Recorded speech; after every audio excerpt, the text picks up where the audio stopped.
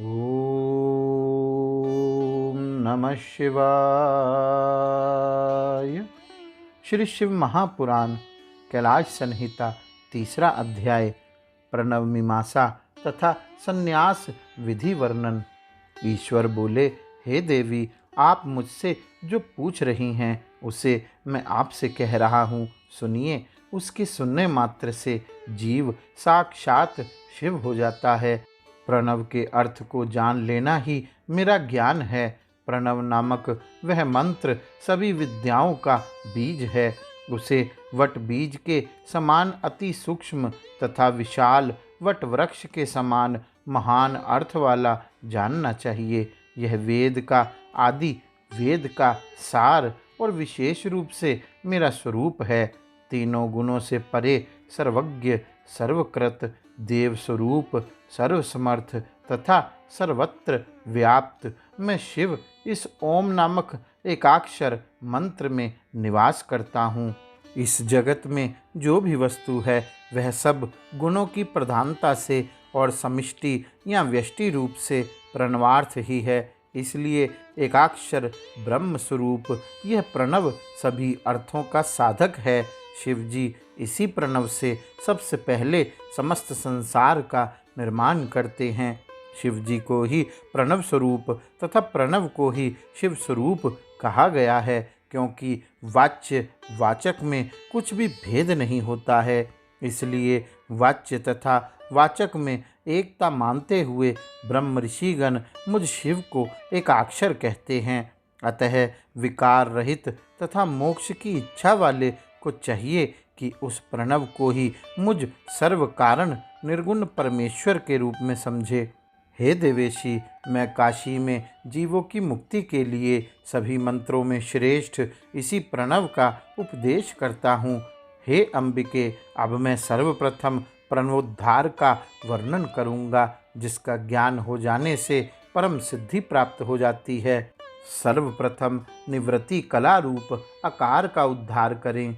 तत्पश्चात ईंधन कला रूप उकार का, काल कला रूप मकार का, दंड कला रूप बिंदु का तथा ईश्वर कला रूप नाद का उद्धार करें। इस प्रकार तीन मात्रा बिंदु तथा नाद स्वरूप पंचवर्ण रूप यह प्रणव उद्धृत किए जाने पर जप करने वालों को सदा मुक्ति प्रदान करता है। यह प्रणव ब्रह्मा से लेकर स्थावर पर्यंत संपूर्ण प्राणियों का प्राण ही है।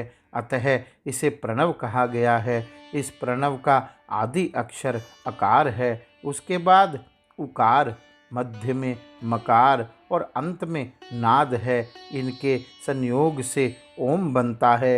हे मुनिसतम, आदि वर्ण अकार जो कि उकार के दक्षिण में है तथा अकार के उत्तर में स्थित उकार, ये दोनों जलवत शुभ्र आभा वाले हैं तथा ओंकार के मध्य में स्थित मकार अग्नि की भांति तेजोमय है।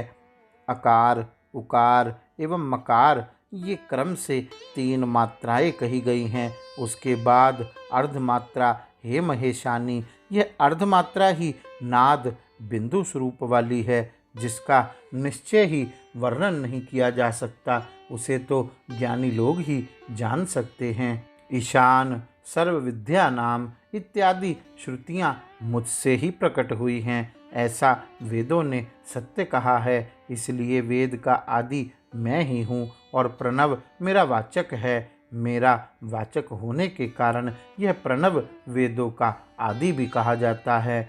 आकार इसका महान बीज है, जो रजोगुण युक्त सृष्टिकर्ता ब्रह्मा स्वरूप है। उकार उसकी योनि रूपा प्रकृति है, जो सत्वगुण युक्त पालन करता हरि का स्वरूप है। मकार बीज युक्त पुरुष है, जो तमोगुण से युक्त संहार करता सदाशिव का स्वरूप है। बिंदु साक्षात प्रभु महेश्वर है, उन्हीं से जगत का तिरोभाव कहा गया है। नाद को सदाशिव कहा गया है, जो सब पर अनुग्रह करने वाले हैं। नाद रूप मूर्धा रूप में परात्परतर शिव का ध्यान करना चाहिए। वे सर्वज्ञ, सर्वकर्ता, सर्वेश, निर्मल, अविनाशी, अनिर्देश्य तथा सत असत से परे साक्षात परब्रह्म हैं। प्रणव के घटक वे आकार आदि वर्ण क्रमशः उत्तरोत्तर व्यापक हैं और वे ही पूर्व पूर्व वर्ण व्याप्य हैं। इस प्रकार की भावना सर्वत्र करनी चाहिए। आकार आदि पांचों वर्णों में क्रमशः सधोजात से ईशान पर्यंत 5 ब्रह्म स्थित हैं। वे मेरी ही मूर्तियां हैं। हे शिवे, आकार में सधोजात से उत्पन्न 8 कलाएं कही गई हैं। उकार में वामदेव रूपिणी 13 कलाएं कही गई हैं। मकार में अघोर रूपिणी 8 कलाएं स्थित हैं। बिंदु में पुरुष रूपिणी 4 कलाएं स्थित हैं। नाद में ईशान से प्रादुर्भूत 5 कलाएं कही गई हैं। 6 पदार्थों की एकता के अनुसंधान से प्रणव की प्रपंचात्मकता कही जाती है। मंत्र, यंत्र, देवता, प्रपंच, गुरु एवं शिष्य, ये ही 6 पदार्थ हैं। हे प्रिय, इन 6 पदार्थों का अर्थ सुनो। प्रणव मंत्र 5 वर्णों का समुदाय है, यह पहले ही कहा गया है। देवता ही यंत्र भाव को प्राप्त होता है। अब मैं उसके मंडल क्रम को कहता हूँ। यंत्र देवता स्वरूप है और देवता विश्वरूप है। गुरु को विश्वरूप कहा गया है और शिष्य को गुरु का शरीर कहा गया है। सर्व खलिवंदम ब्रह्म, इस श्रुति से सारा प्रपंच ही ओंकार स्वरूप है। इसी वाच्य वाचक संबंध से प्रपंच की वाचकता तथा ब्रह्म की वाच्य रूप अर्थ भी कह दिया गया। हे देवेशी, मूलाधार, मणिपुर, हृदय, विशुद्धि, आज्ञा, शक्ति, शांति और परात्पर शांतियुत, ये 8 स्थान हैं। जिसे दृढ़ वैराग्य होता है वही इस प्रणव का अधिकारी है। हे देवी, मैं ही जीव और ब्रह्म की एकत्व भावना से इस प्रणव का विषय हूँ। हे देवेशी, प्रणव का विषय नामक अनुबंध भली भांति कह दिया। अब संबंध को सुनिए।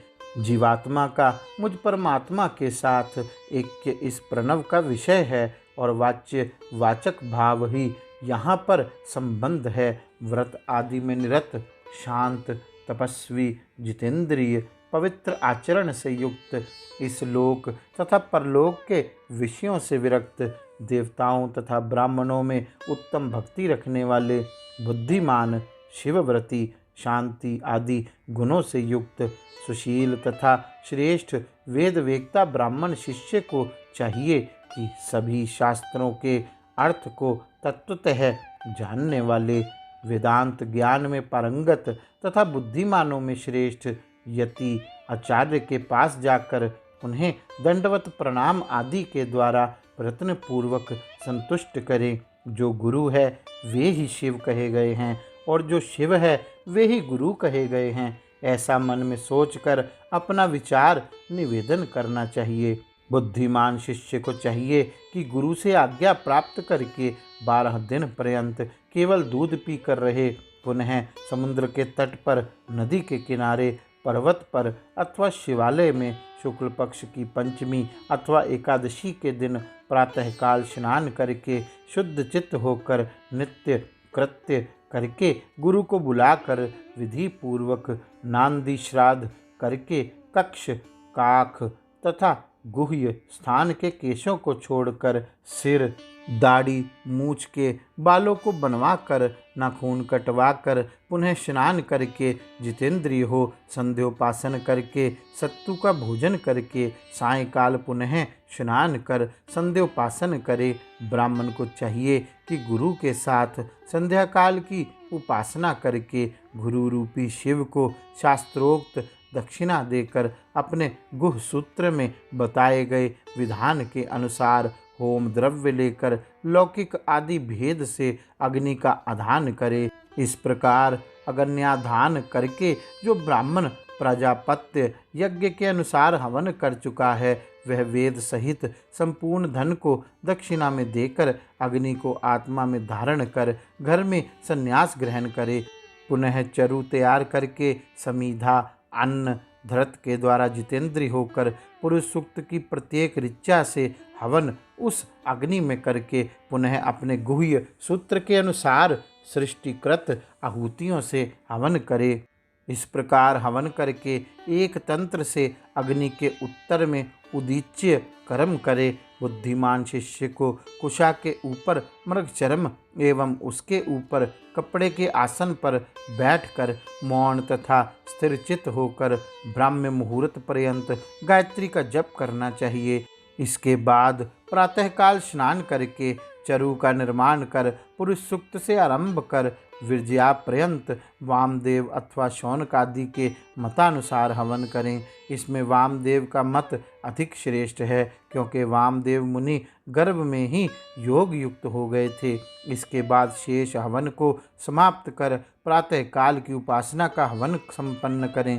तदंतर आत्मा में अग्नि का आरोपण कर प्रातःकालिक संध्योपासन करके सूर्य के उदय हो जाने पर सावित्री में क्रमशः प्रवेश करें और तीनों ऐशनाओं का त्याग कर प्रैशोच्चारण करके क्रम से शिखा उपवीत का त्याग करके पुनः कटिसूत्र आदि को भी त्याग कर पूर्व अथवा उत्तर दिशा की ओर मुख करके गमन करना चाहिए और लोक व्यवहार के लिए उचित दंड तथा कौपीन आदि धारण करना चाहिए। जिसे लोक व्यवहार का ध्यान ना हो वह इन्हें धारण ना भी करे।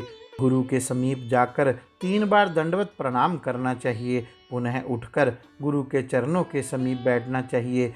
इसके बाद गुरु को चाहिए कि विरजा अग्नि से उत्पन्न श्वेत भस्म लेकर उससे विधि पूर्वक शिष्य के शरीर पर उद्धूलन करके अग्नि रीति भस्म इत्यादि मंत्रों से त्रिपुंड धारण कराए और हृदय कमल में स्थित पार्वती सहित मेरा ध्यान कराए।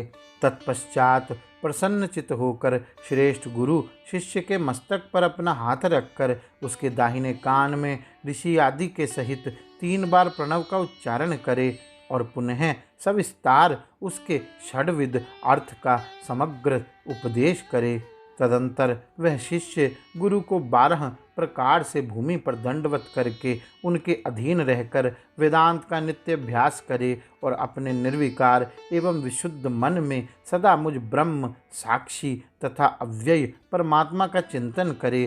शम आदि धर्मों में निरत वेदांत ज्ञान में पारंगत तथा ईर्ष्या रहित यति ही इस प्रणव का अधिकारी कहा गया है। स्वच्छ शोक रहित परम उज्ज्वल अष्टपत्र युक्त कर्णिका में विराजमान मकरंद युक्त हृदय कमल के मध्य में आधार शक्ति से आरंभ करके मणिपुर पर्यंत दहर आकाश में त्रितत्व युक्त प्रणव की भावना करें। सावधान चित्त होकर ओम इस एकाक्षर मंत्र का उच्चारण करते हुए उस दहराकाश के मध्य तुम्हारे साथ मेरा स्मरण सदा करता रहे।